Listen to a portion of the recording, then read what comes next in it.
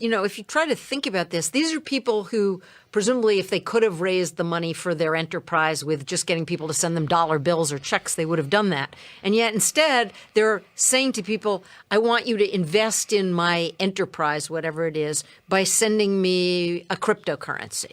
Which raises the question, like, why are they asking for the payments in cryptocurrencies rather than in dollars that are easy to go and spend anywhere? And Joe, you have a kind of hypothesis on this. Oh, Pam, really? I mean, look, if you're going to be conducting a fraud, all right, what do you want people to do? All right, send you small unmarked bills, send you a check.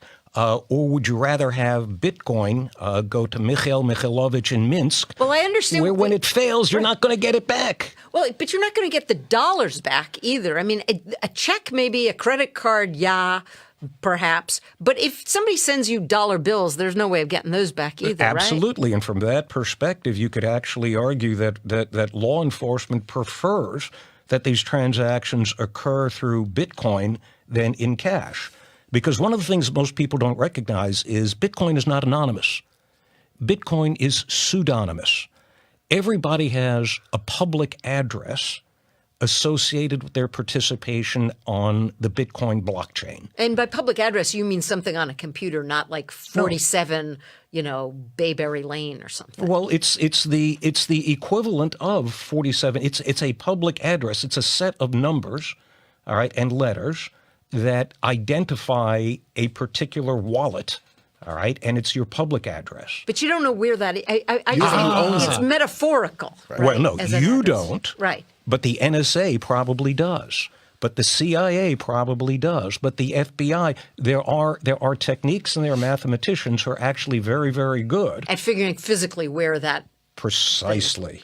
So when people engage in illegal transactions, and they pay for drugs, or for arms or what have you, with boxes of cash, that can be much more difficult for the authorities to track than if you actually are using Bitcoin. Look, for example, at Mueller's indictment of the 13 Russians.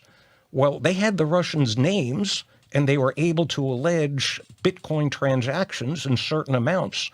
And, that only happens if you're able to trace the addresses on the Bitcoin blockchain. Thank you, Joe. Why then do people that are, say, kidnappers, we read about in foreign countries, want to get paid in Bitcoin? Well, that's easy. You see, the problem with kidnapping isn't actually kidnapping the person. That's typically easy. The problem is getting paid, all right? It's a little bit like stealing fancy artwork. How are you going to fence it? So if you kidnap somebody and you want to get paid, and if there's going to be a drop point where you actually have to show up with cash, you run the physical risk of being intercepted at the drop point.